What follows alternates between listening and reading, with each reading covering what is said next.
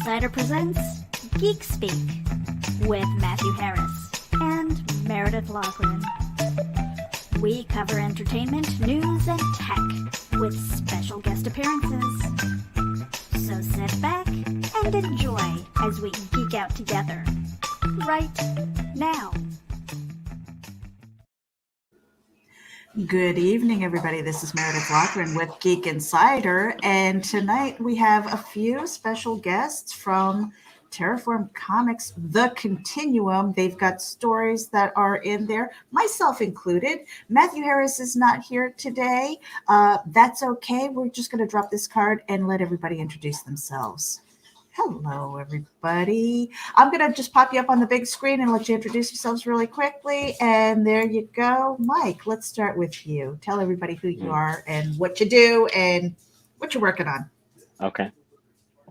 I'm Mike Seeley. I'm the creator of the up-and-coming Eclipse story series, superhero kind of storyline. I've been doing art for quite a while. I'm currently working on Mandalorian sketch cards for cool. Star Wars and Topps. Yeah, I've done some stuff with Marvel on the lower side of it and working my way up kind of thing. So I'm an artist. Awesome. See, Michael, go ahead. You're on mute, my friend. I knew that. See, I was just testing. Just seeing if I was paying attention, right? Does anybody pay attention? Does anybody really listen to me? We'll find out. Hi, I'm C. Michael Lanning. I am an independent artist who's doing work with Silverline Comics and, of course, Terraform Continuum coming up. I am the artist on the short story known as Reapers. And I'm also a co-anchor on Weekended every Friday. So, all right. We're going to exit the layout here. Rob, are you available? I see you're on mute. Well, whenever you pop off of mute, then we'll get you on here so that you can introduce yourself, because this is not Weekended. This is not Comic Book Advocates Network, but you would know Rob Anderson from Weekended, Backer Paws, and so many other things, Comic Book Advocates Network. So you definitely see him around, especially in the Geek Insider and, of course, the comic book realm. And I am Meredith Lachlan. I am co-creating. There he is. I'm going to shut up and let Rob introduce himself real quick while we've got him. I'm Mr. Anderson. Jerk. We love you, Rob. And you can find all my links at chainlinks.site. It's the new link tree just for me. That's a dig. That's a dig to me because I do love. So, see, this is what happens when you subscribe to Linktree. I'm just saying. This is Linktree in action right now. Oh, wow. She might need to sell those stocks, huh? I know, like first GameStop let me down. Now Linktree's let me down. Damn you, Robin Hood.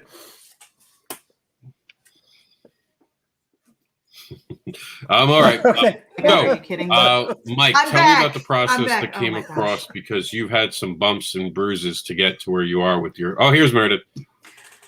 My internet Don't know what is happened. We were wondering. We were like, "Is that Linktree server?" Damn you, Rob. Stop it. No, go ahead. What were you saying? No. I just said I was just talking about Continuum and how I know Mike's, because I'm the story editor on his and Bobby Gregory's work. It's been kind of through a change because real life got in the way of a bigger story, and this was meant to be a smaller story in the bigger story. And I know the smaller story is now going to launch the bigger story. So why don't you talk a little bit about that, Seeley? Okay. Where should I start on that? Like where the process originally, as an artist, okay. Like how you dealt with the sudden changes. Okay, so the positive thing is I had spoke with Terraform, so a couple of creators of Terraform, and they were looking for content that was coming up, and I kind of went into my trunk of creations and characters that I created because I was already creating a whole nother story with a team. And the best way to describe it is like a team of heroes, superheroes that are like type of mutant characters that they all have varying different powers. So I was already working on I was 8 pages in on that. And so I spoke with the one of the guys from Terraform, and they were saying, "Hey, you got more content?" And I was like, "Sure." And we started putting something together for that. So I was already in motion working on a story, a little small snippet of a story for Terraform that touched on my bigger story that I was already working on independently. So then it had some government elements in it that was a little too close to home that came up. As we know, it's been kind of, I feel, toxic. And I don't really, that's not how I want to introduce myself and come off, that I'm not very political on either side. So I'm not polarizing. So I spoke with the writer and I was like, "Hey, look, I'm not feeling comfortable with it right now." So the good thing is, because of Terraform, and I was already creating and working on I was like 3 pages in on the 6-page story I was doing for Terraform, that I actually just we started pivoting completely off of Eclipse and figure out how to open up into my whole universe going through Eclipse. So now, whereas Eclipse was supposed to be just like a Terraform snippet, it's gonna roll right into issues 1 and 2 that I'm planning on releasing this year. So my game plan is doing issues 1 and 2. If it flows right and I can get a nice go, we may do 3 issues this year.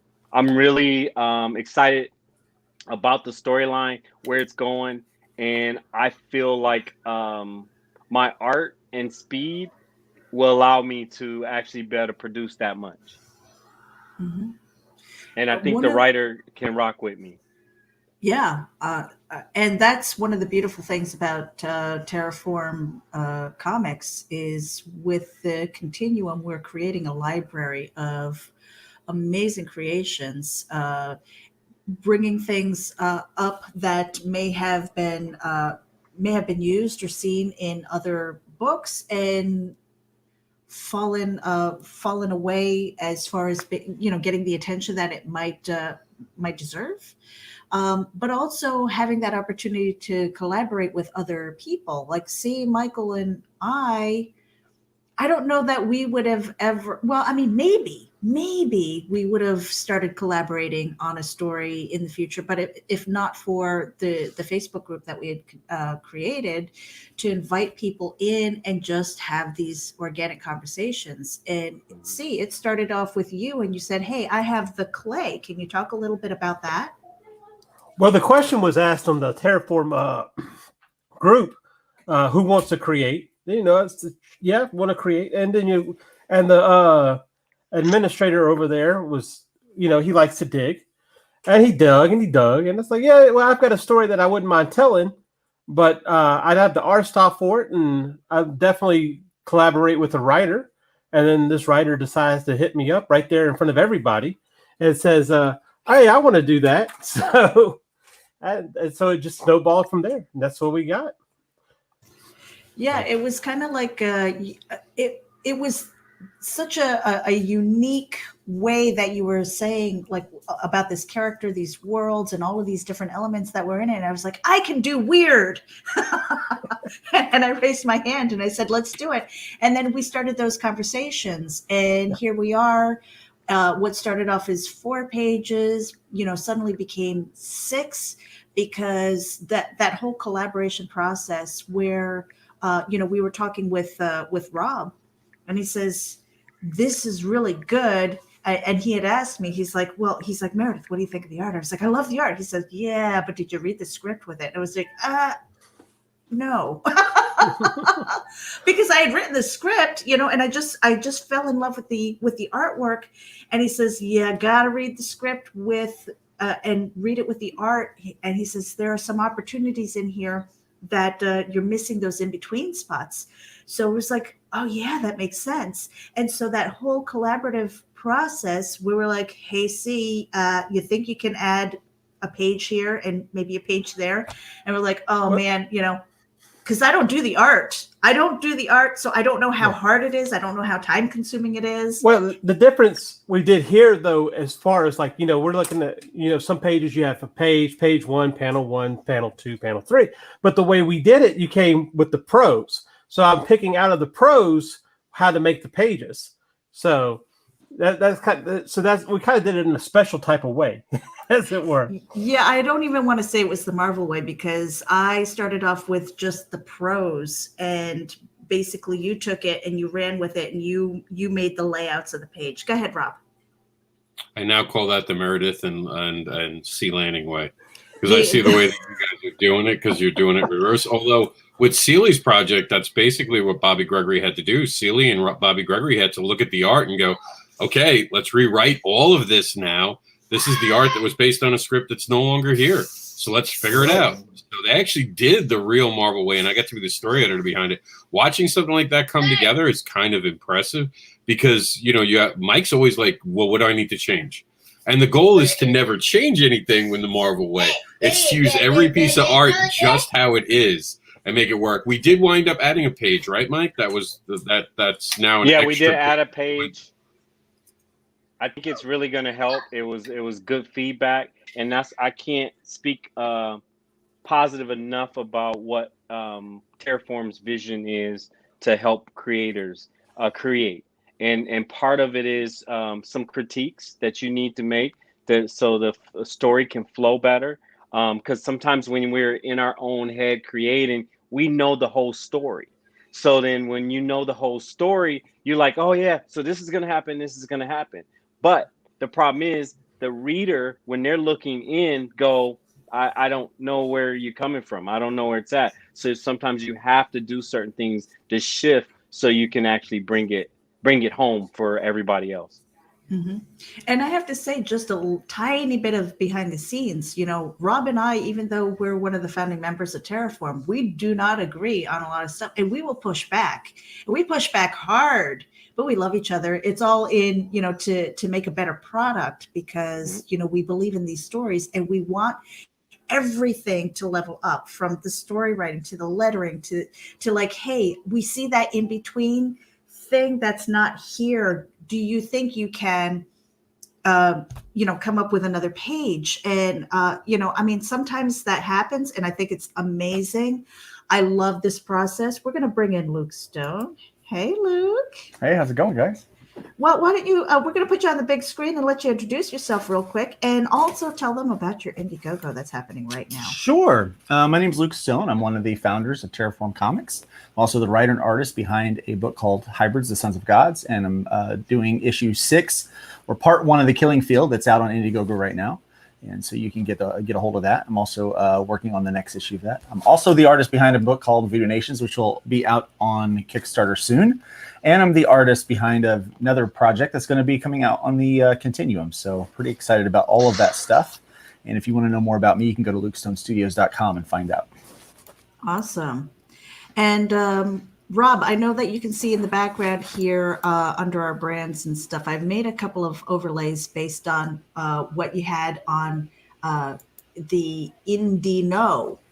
So anybody who's tuning in, if you watch Comic Book Advocates Network, if you watch Backer Pause, any of the news that we do, the Comics News Wire, Weekended, Sunday Comics Brunch, you're going to find it at creatorsofwrittensins.com. Get in the know about the things that come off the news wire.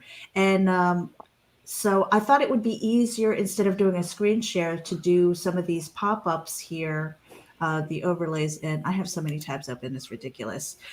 So enter to the Continuum. Let's take a look at this. This is over at Kickstarter, you guys. So if you do a Google search and you find, and you do a search for Terraform Comics, you're going actually to the search doesn't work when it's in this particular phase. Oh, really? Yeah, for whatever reason. Go to comicsnewswire.com It is in there now for that specific reason. I don't know why. We were trying it live on one of the news programs I do. I don't know if it was Indie No or if it was the Market Watch, which is tomorrow at 11. But one of them, I was showing them to just type it in. And sure enough, it didn't work. So be mindful of that. Yeah. I guess when it's in coming soon mode, despite its vanity URL being there, it doesn't do it. And sorry, Jax is wound up. That's okay. So if you're watching on YouTube or Facebook, I did put the link in so that you can smash that notify me on launch button and get notified when we do go live, which is going to be Valentine's Day during Sunday Comics Brunch. So that's going to be fun. And I'll talk about the stuff that Nita Lanning and I are going to do afterwards, to kind of boost that. It's going to be let's just say a very hot Valentine's Day. What does that mean? You're going to have to tune in. Okay, so Mike Seeley, I'm going to put this up here. This is Eclipse. This is one of the stories that is going to be in here, and so I'm going to read this really quickly. For Eclipse. Before you read it, Meredith. Yeah. I want to stress to everyone, this is stuff we're still working on. So there might be some spelling errors or something like that. I'm working everything out. I've been putting this together all weekend. So this was just behind the scenes footage that Meredith is grabbing, which is fine. I don't mind it. But be gentle. Know that there might be a mistake here or there because we haven't fully gone through. We're racing to the 14th when we launch, but we're continuing to update and make it look better every day. Yes, definitely. Just the amount of work that goes behind these campaigns is stunning. Considering that I've finished one, Luke's got an active one right now. I don't know about you guys, but I'm kind of exhausted. But at the same time, I'm really excited about what's happening here. So here we go with Eclipse. In the wake of a tragic event, a superpowered being has become a person of interest. With his intentions being unclear, bringing him in may be the only choice to keep the Hawaiian Islands safe. Can Eclipse be trusted, or is he hiding his true nature? One that has the potential to burn down the Hawaiian Islands he calls home. Oh my goodness. So Mike, I wanted to pull you in here. What was the, with the art, you said that you did the art here and that you had to rejig the whole story. Yeah. What was this process? It's really shifting gears. I have 8 pages because I was planning on releasing the Catalyst, which was the team book first, which is and we were gonna have a few of the characters spill over into the Eclipse comic because they're kind of going, like you just read in the story, they're kind of going after him, kind of to bring him in to see if he's viable and to be part of a team. At the same time, it's done to kind of introduce both them and the other guys. So shifting it, there's an incident that happened actually for the Catalyst at the Capitol building. And this is like 8 months ago that this was in the works. So when real life imitates art, right? Yeah, and I'm not trying to go that route. So it's like backpedal. So hashtag it's Mike Seeley's fault. It's too real. No. What, you don't want people fighting at the Capitol? Way too home. Oh my gosh. So, I did write this down when you were talking about that earlier. And I think that's a great question. How do you handle, because I think a lot of us do writing as well as art. I know, Luke, you do. See, Michael, you write the clay and stuff like that. Bobby Gregory does, Rob Anderson does, Mike Seeley. Do you write? I don't really write. I have all these stories in my head and ideas in my head, but it's and I know the personalities and what I want direction, but it's more like where you say producer, creator, the characters and stuff. Right. It's I guess it's like George Lucas doesn't write everything when he does Star Wars, but he has writers that work with him and he says, no, that character would never do that. No, that won't work. No, he wouldn't say that. This is how it needs to go, but they put it and bring them alive. The writer brings it alive. So that's why I'm working with Bobby Gregory, and he's just doing an amazing job. So my question is, how do you handle writing a story that might be years old. Like you may have done this months ago or years ago, Years ago. and then it suddenly becomes predictive. How do you handle that? I mean, I know with Bobby Gregory, it was kind of a rewrite. It's like, oh, we can't do that, you know. With my story, which is not going to be in this continuum, but a future one, we hope. It's about a kind of a pandemic, you know. And I'm like, wait a minute, I wrote that 4 years ago, so I'm not taking advantage of what's happening in the world. This is not current events. This was in my head way back then, and it's like, okay, do I sit on it? Do we go with it? How do you guys handle that when that happens? Because it happens more often than we think. Yeah, we decide to sit on it or highlight. I mean, just touch on elements of it without making it the main story. Right. Yeah, Mike, wasn't it the choice of you and Bobby to time jump it to be able to join? Because if I remember correctly, when I came in as the story editor, this story that was going to be in the continuum actually was happening years ahead of where the other story was. It's kind of almost a hint towards what was going to be happening with the team. It was going to kind of allude to it. Now it's actually launching it. So aren't you guys just referring to the events in like a past tense sense now? And you've like, yeah, it's more past tense and elements that triggered bigger events. So, and that's the creative process. I mean, to give Mike credit, he knew right away. He identified the problem and he said, hey, we're going to have to do this. I don't think anyone on the team turned around and said anything, but first it was shit. What just happened? Because obviously we were reeling from it. And the second thought in the room was, no, this can't go forward with this. No matter how you go with this, it's going to be seen as something it's not. So it was one of those things. Thank God we weren't just about done with it, because then we would have had to go back and do more work. But also being at a point where we'd already thought of it, you're like, you just have to walk away, and it's painful, but you do what's best for the fans. Because you don't want to make anyone feel uncomfortable, right, Mike? Right. Yeah. Luke, so what were you going to say about that? I was going to say, it's not our fault that these weird conspiracy theories are coming true. When I write a book about a weird conspiracy theory and it happens, I'm like, well, crap, that wasn't supposed to happen. But but in Mike's case, it's just too fresh. I mean, maybe he can get by with that in a year. Yeah. But like, honestly, we can't release a story 3 months after it happens. It's like, well, okay, So definitely the right call there. But yeah, I for the most part, I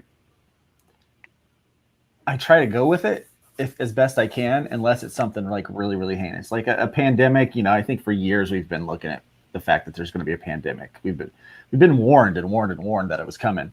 An attack on the Capitol, we did not. Yeah, I feel like you have to weigh if it's going to be like, oh, this person's. No matter how you try to tell the story, sometimes it can be conveyed. People will still go, no, she came up with this or he came up with this just because. So they're trying to capitalize on it. So you actually lose interest and they miss the whole story that you're trying to actually create because they think you're just trying to capitalize on it. And that's why giving it time sometimes helps. Give it air in it so people can relate to it. Because they say, "Oh, we went through that," because it's from the past, but it's. So in that case, I think just allowing us a little bit of time on it would help, personally. Yeah, another story that we've got going into the continuum is, I'm just going to put this card up here real quickly. Only Death Can Save Us. The first 8 pages, and I am so excited about this because we're bringing Russ Leach's book. I know that Michael and I've got our copies. We were holding those up. I don't have it at my desk right now, but Only Death Can Save Us is a Bronze Age inspired cosmic fantasy romp, bringing together action and pathos as the ancient elemental known as Death leaps from his ethereal retirement to help a young soul protect her loved ones, her world, and even existence itself. And this is one of those things where we were like, do we think this is going to happen? Do you think that he's going to get his 8 pages here and bring it across the pond? Because I mean, that's exciting to bring it to an American audience, over to Kickstarter. And obviously, Kickstarter, Indiegogo, those crowdfund sites, they are worldwide, but oftentimes it's limited to your audience because of the ocean. So we're really excited to see that coming into the Continuum. The next one I wanted to pop up here is Reapers, and I'm going to pass this off to C. Oh, you want me to read that? Yeah. Oh, golly, I'm not ready. Hold on. Gotta breathe. Reapers.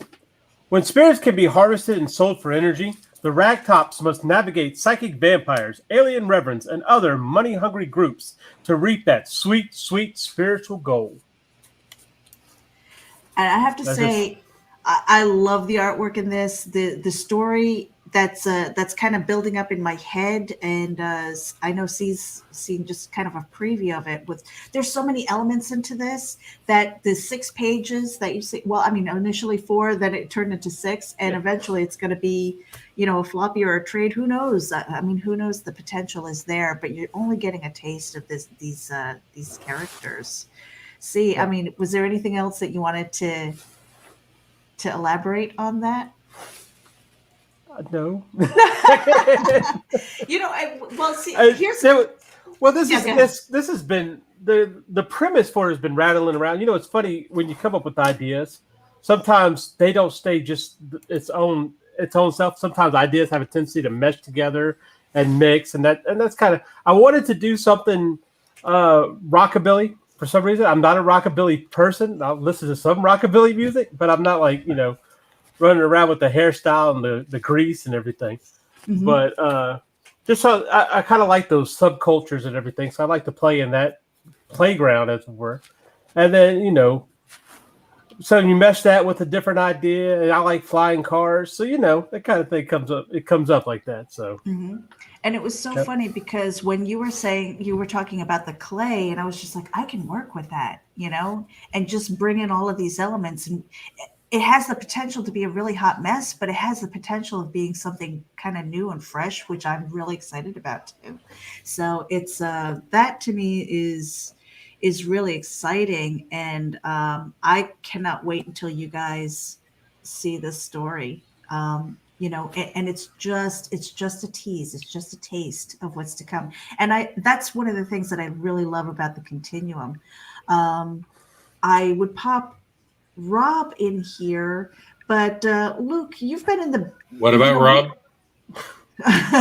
Oh, you are there. I told you I'm listening. I'm just dealing with I know. So if it gets quiet, okay. So if you can, I mean, the idea behind the Continuum for it's just everything everyone ever asked for.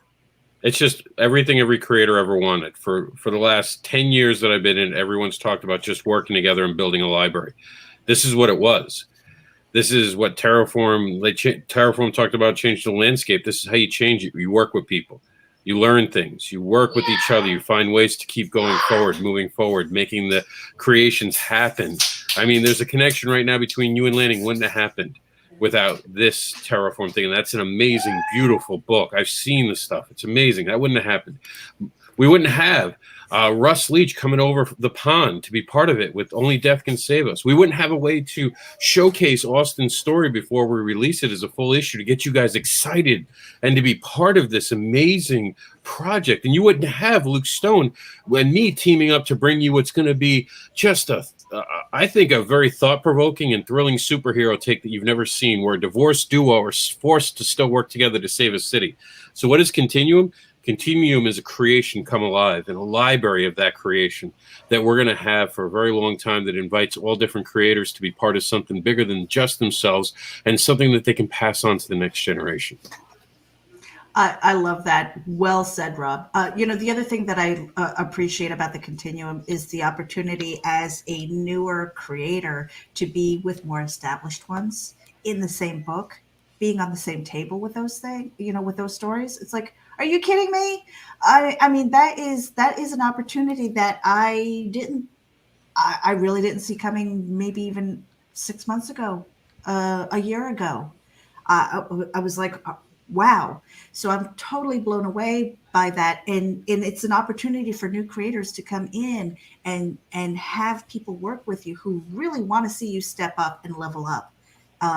And that's just one of the wonderful things about the Continuum. And I will slobber all over it because I love it so much. I mean, it is truly a work of passion for creators by creators to get our work out there. Because I mean, if anything, this past year, what we learned was that we're putting our heads down, we get the work done, we plow through, we pivot, and that's kind of how this was birthed, and I'm really excited about that. Now, Luke, I think that you can speak about this one. This is The Wolf and Fox. The Wolf and Fox. Yes. Well, you just get to see the wolf to start out with on this first Enter the Continuum. But yeah, this is a great story that Rob and I are working on. Rob has come up with this tremendous idea, this plan. To create you know what, here's the thing. I think you're going to enjoy this world when you get into it. The characters are compelling, the drama's there, the action's there, and the humor is there. So there's a lot to it. We've seen a lot of takes on superheroes, and so we're not getting into how people, get powers and all that kind of stuff. We're getting into just the hero for hire kind of thing, where heroes are policing cities, and it just so happens that two heroes that police one particular city fall in love, they get married, and then marriage happens, and they are no longer married. And so instead of telling that whole love story, what Rob is doing, he's telling that story about how these two divorcees are able to somehow reconcile their differences to do what's best for the city. And so it's a really cool story, really cool story. Really love that. Yeah, very cool. That's a cool concept. I love that. And how many times? Hold on. Yeah. Not to step on you, Meredith. Luke has to explain the whole how this came to be. Oh yeah, that would be my fault. So Rob did a book that is getting ready to come out with Scoot called Cat Dad and Supermom. You mean Bobby Gregory? Oh, Bobby Gregory has a book that's getting ready to come out with Scoot called I can't keep all that crap straight. Cat Dad and Supermom. Cat Dad and Supermom, right? And so for the last campaign that thing was running, I did a variant cover for Cat Dad and Supermom, and it was more a teen version of the characters. They weren't so cartoony, and that inspired Bobby Gregory to want to do more of that kind of idea. And so rather than do a spin on that, the idea was just to completely revamp the whole idea altogether and kind of start from scratch with it, but kind of give the basis of the the concept. So, and that's why I got to write it, and he became the story editor. So me and Bobby Gregory switched to story editors on which one. So I get to work with Luke. So I'm excited to be able to work with Luke, part of this project, and because Luke likes to do dark stuff. Don't trust this guy. I've read some of the scripts behind the scenes that he comes up with. I love it. I can't wait for you to see some of the things. That's the great thing about Continuum, is he's like, I do hybrids, but I want to do more than hybrids. Let me flex my muscles. And he's dropped all these amazing scripts that are coming to us. And it's like, wow, Luke, you're a dark son of a bitch. Welcome to the party. Yeah. I hide it well because y'all need Jesus. And you couldn't appreciate that without being a little bad, just a tiny bit, right? Yeah, I do like.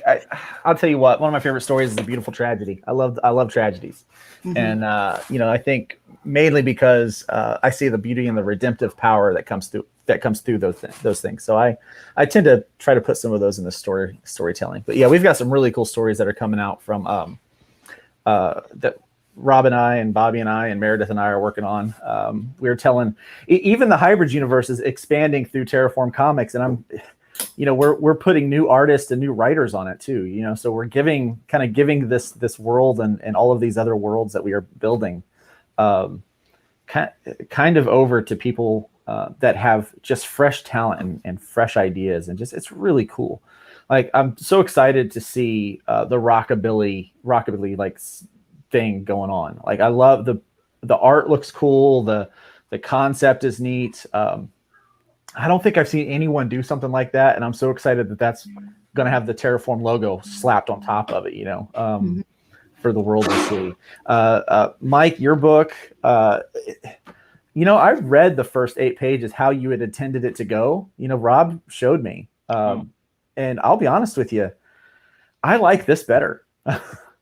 It's funny I'm getting the feedback I'm getting is like a lot of people really like this character and the vibe of it a lot better. And they've only seen just slight introductions and ideas of it, and they just like, yo, I love that. And I'm getting way more feedback. My follows are going up way more on my Instagram. Like I got other indie people around in other areas that's not in our circle. That's like, yo, I love this. I can't wait till it comes out, or they want to be a part of it. They want me to join other indie groups just because they want to be able to say that that's part of it, kind of thing. So I'm definitely getting some excitement from this. I think what's cool is sometimes life throws us a couple curveballs, and then we adapt to those things. And what winds up coming out of it's better than what we had intended. And I think that your story is one of those things. So just really good stuff that's happening, and I'm so proud to be a part of it. Yeah. The 5th story, because there are going to be 5 in this story, and I'm not sure what our page count is going to look like, Luke. I mean, because I know with C. Michael, when we were talking about the in-between pages and adding to, it's like it adds up to the page count and stuff. So this is not going to be a little, 24 page book. Maybe Rob can speak to that, but we have one more story, and I just want to put the card up here and give him some love to Austin Janowski. Dawn and the Dead is also coming to the entering the Continuum. And this is a library for independent creation is born. This is just, what is it, Rob? Is it 8 pages that we're getting from Austin? 6. I believe 6? we agreed to 6, because again, this is a full issue that's going to be coming out through Terraform later this year, more than likely for Halloween. And the whole point of us showing it now is to build your not only awareness and give Austin the ability to be here, but to bring Austin into our book. Austin's a huge deal. He has worked with them all, and he agreed to help us launch something with this. This is a show of confidence from a professional in our industry saying, yeah, I get what you're doing with Continuum. Run with it. Run with it. Same thing with Russ Leach, giving us 8 pages, trusting us to be part of his universe and handling his creations with the care that we're going to. Because remember, the pandemic's going to end. I know I'm not supposed to say the P word. I'm sorry. It's going to end. We're going to go back to cons, and we're going to have Russ Leach's stuff on our table. We're going to have Mike Seeley's stuff on our table. We're going to have Michael Lanning. Damn you, pick a name. It says it right there. Call me C. I know. I just saw it now. So I was like, damn you, because you keep changing your name things. And then Meredith, we're going to have her first full-length story in the Continuum, or the beginning to her first full length. And now she's working with C. Michael Lanning, call me C, on the project. And she's going to have 2 things in the Continuum. I have things coming in the Continuum. Like I said, Luke's got things coming in the Continuum. This is an amazing moment for the Terraform creators that are stepping up and being part of it, but also wanting to bring other creators with us on the journey. So Austin has been gracious enough to be part of this. So, I mean, we wanted someone to, like, a little clout. And he was like, yeah, I like what you're doing. This is something that should have been done a while ago. Me and Luke talked about this 5 years ago. Me and Seeley had talked about this a few years ago. Why doesn't anyone just get creators to work together? Put the egos aside, just create. And that's what we're doing with this library. It's not about ego, it's about creation. What Terraform is offering you is free services like giving you that story editing. And like Meredith said, pushing you to be the best you can be in that moment. Not the best ever, but the best you can be. Saying, this missed.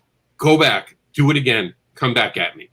And then that's what it is. I see you can do better. And that's always going to make everyone, an athlete, you think that Tom Brady won the Super Bowl yesterday because he had a coach one time go, that was a good enough throw. Go for it, buddy. Just keep throwing that way. No, he was like, get up and do it again and hit it harder.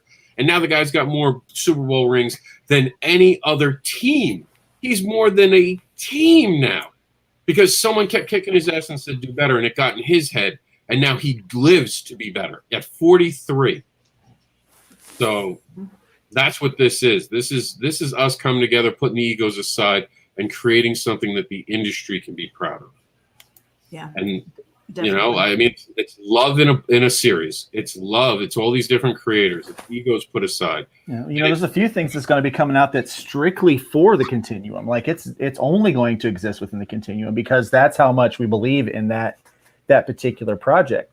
Now, a lot of these things will go on and be their own standalone series and things like that, and hopefully, we'll get thousands of eyes on it. Hundreds of thousands of eyes on it is our goal, but. But yeah, it's something that we believe in building. One of the things I've noticed, if you ever spend any time on Twitter, if you can avoid it, do. But if you can't, then be careful what you look at. But there are so many people that they're so busy just causing drama out there, and they're I don't like this person because of that, or they're calling out somebody with they're so grown up and professional they decide to use social media to call people out, right? But I'm trying to figure out at what point do they have any time to create? Like, I just don't understand that. When do they have any time to make anything happen, to build anything, to create worlds, to create entertainment? And what we're doing at Terraform, especially with the Continuum and with all the ones that we're partnering with for this, they've been handpicked. Everyone's been handpicked for this. That it's going well beyond just this idea of it'd be nice to make a comic. We're going beyond that, and we're saying no.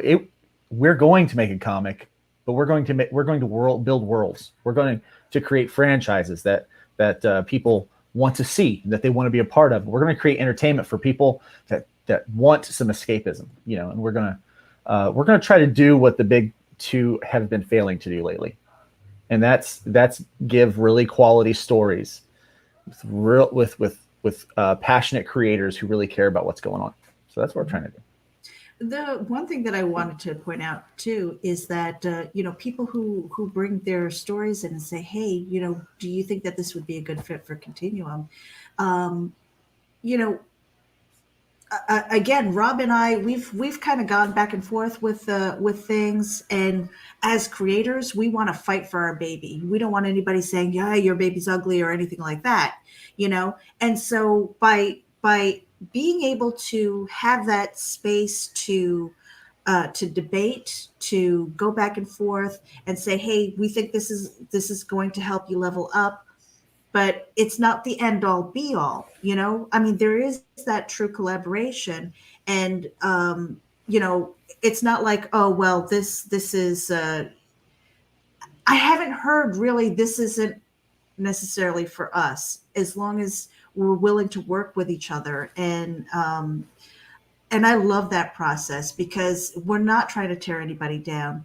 You kind of leave your egos at the door when you come into Terraform. It's like, hey, you want to work? You want to get something published? Let's work together. Let's really build this, and let's put out some quality content here.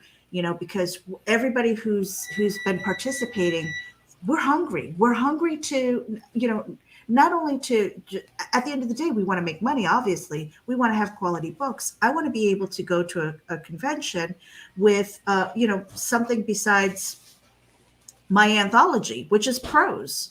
I want to be able to say, hey, I can put the Continuum on my table too. And oh, by the way, I'm in the process of making my own book as well. And so it would be really nice to have those, at least three things instead of just the one, and sitting there like, yeah, this is my book, and we're welcoming Mike Seeley back.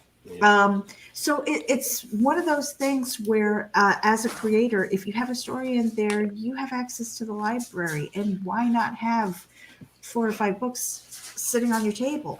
I mean, it just seems like a win-win to me. It makes sense. And let me see here. So we are almost at the 45-minute mark. Are we doing okay? Everybody good for time? I'm good. Yeah. Okay. Normally we don't. Normally we do a bump, but Geek Insider, we've been kind of going through our own little pivot here. So So that's a whole other show. We don't need to talk about that right now. But Meredith, you can play the pivot for comic book school because that's a free anthology, and some of the people that are part of that are going to be coming over to Continuum because they started with comic book school, and we've talked about this privately. And Luke, me, and Meredith all believe this. Terraform is going to be the bridge from amateur to professional, and then pros are going to come back and give back to the community. We don't want to be Marvel and DC. We want to be the thing that changes the landscape by working and helping people get to the other level. So if you're looking to take a quick break, you can play that thing for me in my room. Can you pull that up? Because I don't know which room. Wait a minute. We're being stupid as hell. We have someone in the room who's crowdfunding right now. Yes, Let's take a minute and play his actual video. Let's take a bump for someone in the room, one of our founders. And you see all the things changing quickly because I'm looking for where my man's video is. This is a good video. I love this video. So check it on out.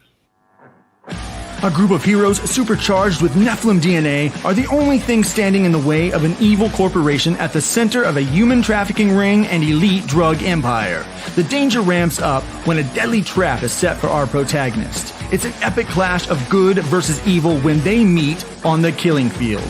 Be sure to check out the action and get part 1 of the killing field during this 28-day event exclusively on Indiegogo.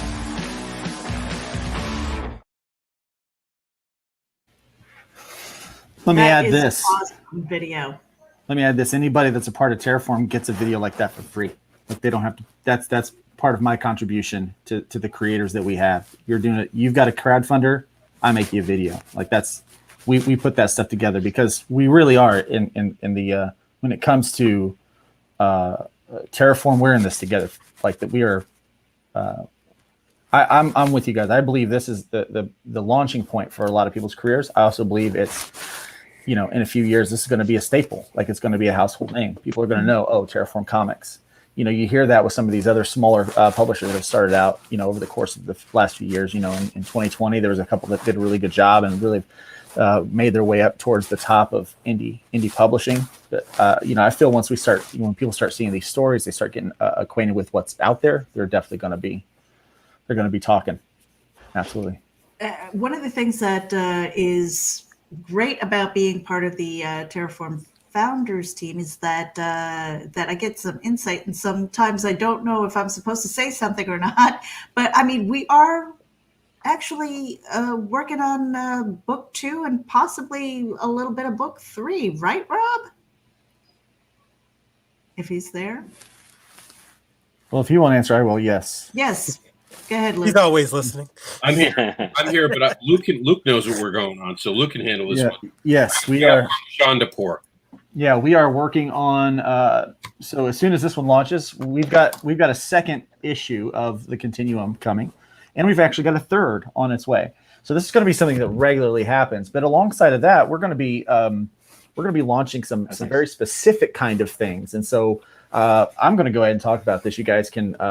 You can flog me later if I'm not supposed to. But later this year, we're going to be investing into 2 other imprints that are going to go along with Terraform Comics. One of them is going to be the Sandbox Comics, and that's going to focus on all ages readers or young readers. We're going to try to bring young people back into reading comics, and so we'll create superhero comics, fun comics. We'll all kind of mystery comics, and even some like Goosebump style comics. Some horror because kids love that stuff too. Let's not leave them out. But we're going to create all of those kind of books and release those under the Sandbox title. And then for people that like things that are a little edgier and a little more on the dark side, a little more geared towards 17 plus readers. I heard that. You hear that? I only heard a little bit about it. Yeah. Yeah. So what we're going to do is we're going to do another imprint called Subterra Comics, and so I'm looking forward to it. And comics is going to be spelled with an X because it's going to be seriously underground. We're talking stuff like The Crow and like those kind of things that came out a while back. I'm really looking forward to it, and so we're expanding the library so much and doing so many cool things with all of this stuff. That when we start releasing the actual full issues of some of these books, I'm just really excited about the trajectory that we're going on. Yeah, and if you were watching on video, you saw Rob with the horns there about the Subterra. I mean, but we all have our dark stories and stuff like that, and I cannot wait until these, because literally, I don't want to hold back with the creativity. I want a book in every single like genre and every single imprint, because why not? I mean, I don't want to be known as the person who only does horror, or the one who only does this kind of thing. I want to expand those horizons, because that's what I do in prose. I write a little bit of everything, and I am so enamored with comic books right now, to the point where I am like dreaming in panels. You guys, you have no idea. It's like, I mean, Mike, do you do that? Do you dream in panels? I like a lot of my characters that I've created that everybody's gonna get to see is from when I was like 16, 17, 18 when I was creating. But some of the characters that are actually being introduced in this book, I had a dream about 2 of them recently. Wow. And so I woke up, sketched it out, and I was like, and their powers and everything was like kind of hashed out, how they were going to look. And I just like put on paper. And that doesn't happen often. I don't know. I didn't even know when they were going to show up in the story or anything like that. But it happened to work when we were pivoting into this part of the story. And I was like, sure, let's bring them in. Let's do it. And so, but literally, and that's weird, because I'm not that kind of dreamer guy. It's like, oh, I had a dream, I need to write it down. That's not me. But it ended up working out that way, and then had the characters set up. So. Luke, how about you? Weird. I mean, because you write and you are also an artist. Do you dream in panels? I dream in crosshatch. Crosshatch. I dream in crosshatch, yeah. That's so funny. See, what about you? No, I can't say crosshatch. I like that. No, I can't say I dream in panels. I don't remember my dreams most of the time, and if I do, they're not that good. Not enough to come up with a character. Golly, Mike, make me look bad. I don't know. That's does not happen that often. I mean, like, I feel like maybe my creative juice are starting to work again, because literally most of my characters, I got like stacks of paper that I'm just doing like this. Oh yeah, I remember them, and this is what they did, and I'm like, put them to the side, and it's like characters, because when I was younger, I used to create mostly heroes. For some reason, I've had the hardest time creating villains. So I'm literally looking at old ideas and stories of people that were like heroes, or kind of like the Deadpool character. They're not really bad, but I had a problem creating like this sinister badness, and I don't know if it's because I have a good heart or something like that, but it's like, for some reason, I just always was what I created. But I have very little. Mike, you need a bad guy. You let me know. Have developed. The what? Mike, you need a bad guy. You just let me know. I mean, okay, I'll put you up on that. You have a dark soul? Is that what it is? Oh yeah, Rob. What about you? Because we asked everybody else. Do you dream in panels? I dream of my characters. As a writer, I see it as a movie. On mute. Can you hear me? Yeah. We hear you now. My characters are living, tangible things in my world, not by panel, but by actual, conversations with them and interactions with them. Sometimes I wake up and I write out an entire story based on what they just told me, because there is something in the back of my mind, I guess, I was missing, and they understood it and they had to explain it to me. And it's always worked that way. As far as villains are easy for me. It's the good guys I sometimes have trouble with. I'm always trying to make them a little, less good. Everyone's a little dirty. I just like to know why they're dirty. I love to. On that, you cut off the camera. Yes, he does. He just pops in like that every once in a while. Feel free to boot him if you need to. I mean, yeah. For me, every once in a while, I'll wake up in the middle of the night and it'll be a title, or it'll be a character, or it'll be dialogue, and it'll just repeat and repeat and repeat until I can't sleep. And I'm like, all right, I'm up, and I start writing. The dreaming in panels is kind of a new thing, and it's almost like I don't know.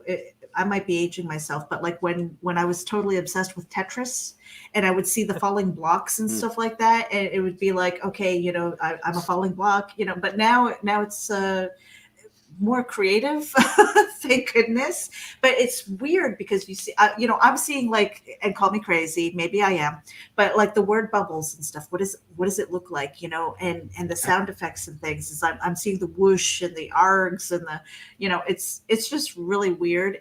But that means that I'm in it, It just means that my brain is constantly thinking about this process and the next creative thing. And so I take those really seriously, even though it sounds goofy, I take it seriously. I write down those notes and I'm going, okay, now that I've written you down, so I don't forget you, shut up, because I've got something else I need to work on and focus on first. Yeah. Because as a writer, I'm looking at potentially about 5 other scripts right now. Luke sent me a picture and he says, I want a Genesis story for this guy. I'm like, oh, he's pretty. And he's wearing like a mask of women's skin. Okay. So it was just, I was like, oh yes, I can do that. And I'm like, not yet. I've got to finish this one first, so He really does have darkness you can borrow, huh? yes.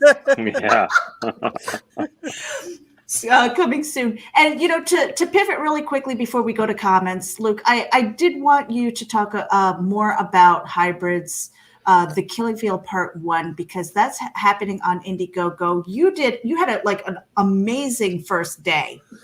Yeah, we had a tremendous first day. So this is the first of a 4-part arc that follows the trade paperback that we just finished off. And so what is going on here is in the Hybrids universe, we go all the way back to like what happened in the book of Genesis, where it says the sons of God or angels saw the daughters of men and they liked them and they started having offspring with them.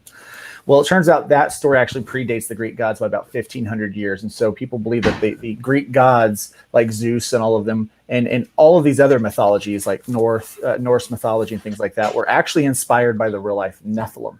And so in this universe, those Greek gods or Nephilim continued to have offspring, and the angelic trait or DNA that they had became dormant inside of their bodies. And something happens that starts waking up that trait, and people start developing these godlike abilities. Well, as soon as they develop these abilities, someone is coming around and they're abducting them. And so we follow that in the first arc. In the second arc, we find out that it's not just human trafficking that's an issue, but now there's an elite drug empire that's taking place. And so we follow our team, our good guys, our protagonists, and our antagonists have this massive clash in this next arc. And we call it the Killing Field. So that should give you an idea about what kind of conclusion this particular this arc is going to have. Well, we've started the first part of that is now live on Indiegogo. It is only live for 28 days. It's got 20 days left. Our first day was tremendous. We had tons of support and came out, and we were able to hit our initial funding goal to be able to print this thing and to ship it out to everybody. Now we're trying to push towards our first stretch goal, which is going to help speed up the production of issue 2. I'm actually drawing part 2 of the Killing Field right now as we talk. So throwing down some inks and things like that. I am 1, 2, 3, 4, 5, 6 pages, 7, 8 pages in. And then so I'm so excited about it. I started it yesterday. I'm already 8 pages in. So if that tells you anything, but this next issue is going to be a 32 pages of story, massive story that is just, yes, massive. And I can't wait to tell it. Okay. So, but we got to get this one out first. And so we are $27 away from hitting the first stretch goal of $2,000, which will help me pay for the colors. We'll also put out a patch, an iron-on embroidered patch to all of the physical backers. And then our next stretch goal will be at $2,500. And that will give everybody a holofoil trading card that's in addition to what they've already got. So we've got those cool things going. But one of my favorite things about this is, there's a character that we have in the books that they say he's their favorite, and it's a guy named Danny. Danny is an old kind of the wise guy. He's the guide by the side kind of dude, and he really helps people keep centered and kind of mentally focused. He's a little brash, a little Southern guy, Alabama. And people are like, I love Danny. And they're really surprised to find out that Danny's a real person. And so Danny is a guy that I know, a really close friend of mine, and I put him into the books. And he loves the universe because he's a part of the universe, you know? And I started to think, I want to expand this world beyond the team that we have here and even further. And so we've created a tier called Be a Hybrid. And so for basically $150, you can get the book that's here in part one, but you can also be written into a side story that's going to show up in the back of part 2, where you're not just a drawn in, you're not just a cameo, but you are a core member of a team. You are a foreground character that has the potential of overlapping with our main story arc, and so you have some ownership in the world around you, and you have an ownership in this hybrid universe. And so for $150, I feel like that's pretty good. A pretty good value for being able to do that, to immortalize yourself in there. So we're really excited about that. We've had 2 people pick that tier up so far, and we have 2 more available. And so as soon as we get those done, we'll be able to finish writing that story. And I have a tremendous artist from Nigeria that's going to be working on this. It's going to be a 4-page backup story, and Wow. he's a tremendous artist. It's absolutely phenomenal. And so it's going to be one of the first hybrid stories where I write it, but I'm having someone else draw it completely, which is not a typical thing for me. But that's going to be really odd for you. That's really because, cool. Yeah, I mean, to kind of, I'm not saying put up your pencils and stuff like that, but that's going to be hard as an artist, especially with these characters that you've grown to love and have shared with everybody. Well, I have so many stories going on. I can't draw everything that I want to do. Yeah. And so I have to and I can't write everything I want to do. So I have to work with a writer's room. I have to work with people like Meredith and Rob to help write some of these things. I give them the concept and they write these worlds. But at the same time, I can't draw everything that I want to produce in the next year. Yeah. So I've got to find other people that and allow other people to have some ownership in this world and to love the characters as much as I do. I found that with a guy named Nick Tockard, who's been working on our RPG. The RPG is finished, and he's working on the part 2 of the quick play. But the first part of the quick play is done. The manual's done. I've just got to get it put into print form. Do all the setup and make it pretty. But I found someone there that loves the world as much as I do, and so I'm looking forward to working with other artists and writers and stuff to just expand this universe and just really see how deep we can go. How we can, take the. Is it the red pill or the blue pill? I can't remember. You know what? I can't ever remember. I was thinking about that the other day. The blue pill, stay in the universe. The blue pill is to leave the Matrix. The red pill is to stay in the Matrix. It'd be John Wick. Here's what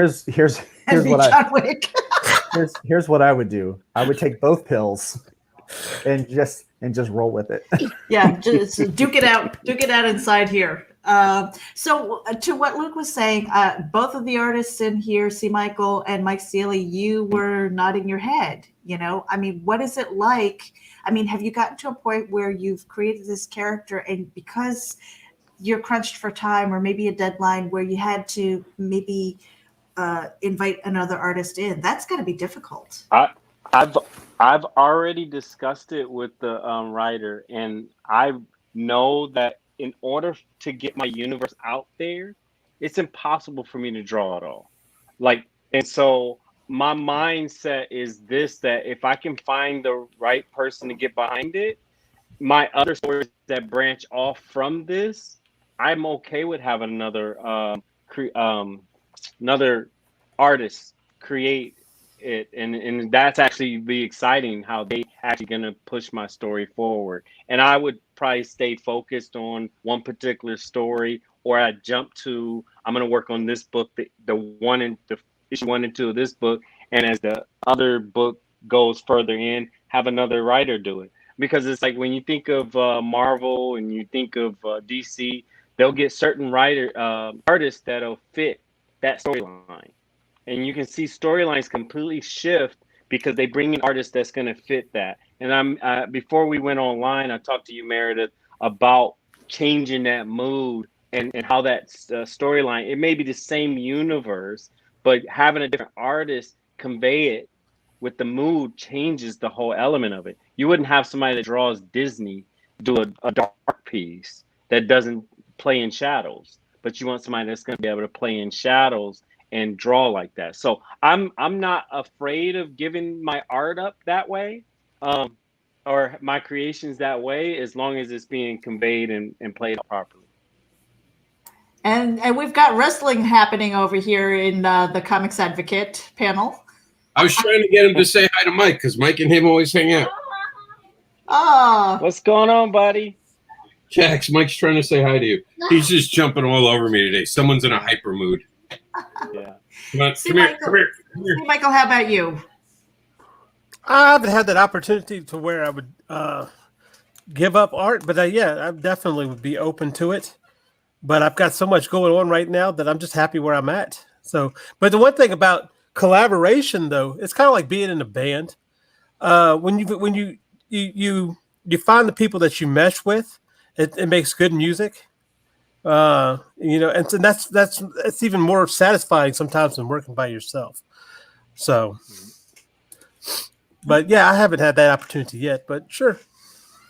I would think also if, as an artist, perhaps, and even for me as a writer, if I were to take somebody else's baby and they were like, okay, maybe ghostwrite, because I've done that before, trying to get the same mood, trying to get the same voice. I mean, the pressure's on to do that, to stay true to what the original was, and then still have your pens to it. That's got to be difficult. I mean, and a little bit stressful, I would think. I mean, if somebody were to come to you and just say, hey, I need to commission you, you've got the skills and stuff like that, take this and run with it, and you're like, oh I mean, what is that like?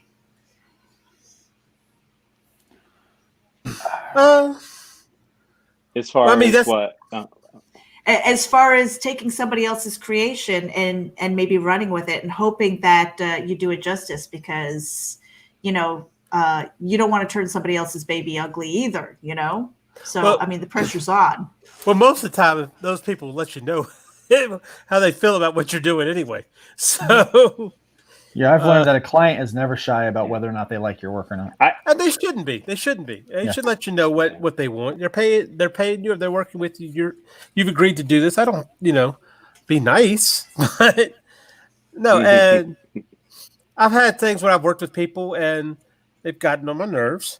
And this hat's too floppy. Can you go back and do it? Well, I did it in pencil. I got to go all the way back here and erase it. But I don't do that. I just say, sure, no problem. And you kind of get around to doing that. But it is what it is. Mm-hmm. Well, I used to be real. My mind. Oh, go ahead. Oh, my mind always goes to like George Lucas, like because he had other people playing in his sandbox, and yet like he critiqued and stopped and started what needed to be because he still had to have how he wanted it. So Right. if you want to be in that sandbox, then you will adjust yourself to whoever created it. Right. No Yoda. Can't touch Yoda. That was how it was. Don't touch it. Yeah, they couldn't touch Yoda. Almost everything else was free for all, but you couldn't touch Yoda. So you couldn't give Yoda a backstory. You couldn't give Yoda. You couldn't even give him a species name. I don't think they're going to with the new Grogu, but yeah, you couldn't touch Yoda. I'm really kind of surprised they were able to get away with that. It had to be his blessings. Wow. And let me see. So we went through that's comments, and I want to thank everybody for tuning in here. We've got Trish Bankston tuning in live, Grant Lankard, Paige, Alfred Page. Good to see you. Facebook user, don't know who you are, but he says kick butt, folks, in a friendly way, of course. Creating chaos. Thank you for tuning in. Mike Seeley, what are you doing there? You're here. Okay, we're not confused. And Cindy Gadsden. I'm just responding to certain if I see it. And we're a little bit over an hour, and I think we can wrap up, you guys. I just wanted to put up one more panel here, and this is for the Continuum, a library for independent creation is born.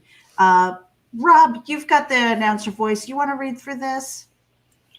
The Continuum brings together various worlds of creation from a vast array of creators whose desire is to create quality books and connect with their fans. Our goal at Terraform Comics is to develop the biggest catalog of collected stories from independent creators throughout the comics industry through the Continuum library. Love it. Love it. And we have a Facebook group. If you go over to Facebook and you can do a search for Terraformed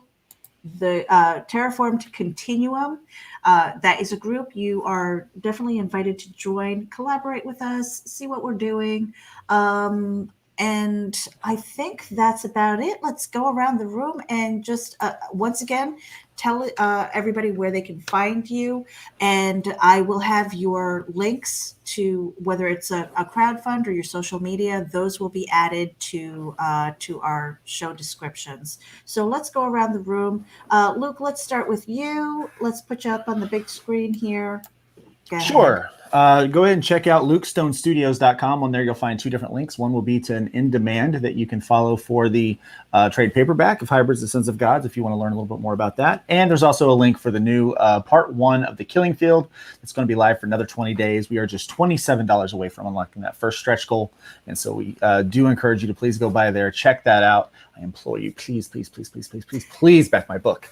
Go to lukestonestudios.com to follow those links, and also find me on social media through that website as well. So look forward to seeing you in the interwebs. You know, I have to say, I think I might have missed day 1 by like 3 hours or something. And I'm like, Luke, I want that. I got print. you. I got you. you. Got me. All right. I got connections, folks. See that? Mike Seeley, let's put you up on the big screen. Where can people find you? You can find me at MikeSeeley.com, where you can see some of my art that I've done, some of the work I've done for Tops and Upper Deck, some Lucas Arts, Star Wars stuff, as well as some Marvel work I've done. And also my Instagram, where I'm pretty busy on, Mike_MJS_art. And also with my up and coming books coming, the Eclipse book, the Eclipse comic is at _Eclipse_comic, and follow both of them and stay up on what's coming and what I got working on. All right, awesome. And we're just going to put your links in the comments here. See, Michael, let's get you up on the big screen. All right. You can find me on Facebook, Instagram, Twitter. I'm more on Facebook than anything. Of course, on Fridays at Weekended, on Wednesdays at on the Silverline Wednesday Wham, and yeah, that's about it right now. All right, Rob Anderson, you're gonna pop in here for us. Yes, Mike, I know. Hey, everybody, Rob Anderson here. You can find all my amazing links at chainlinks.site. That's right, chainlinks.site, where you can find everything that I'm doing. So you can find me there. I'm doing all the comics and making the comic book school anthology. Download it, 144 pages today, for yours for free. Get my creative journey. Vote for it in the awards that we have going on, and join the virtual Comic-Con floor. And if you want me to do anything else, just let me know. Meredith, it's your turn. Okay, so you did that. That's what you get for giving other people power. So I am Meredith Lochran. You can find me at Geek Insider as well as Terraform Comics. Make sure that you head over to terraformcomics.com and sign up for the mail list while we've got that going. Head over to Kickstarter and look up Terraform Comics. We are getting ready to launch our Kickstarter on Valentine's Day, and we tune in to Nita, Lanning, and I as we are raging, and we do a vlog, and we're getting ready to launch our own show, and it's going to be a lot of fun. And we've got something really hot coming Valentine's Day, details to come. And that's really about it, you guys. Thank you for tuning in to Geek Speak. Head over to Geek Insiders on the YouTube channel, hit the subscribe button, hit the bell to get notified when we go live, and that's it. We're out of here.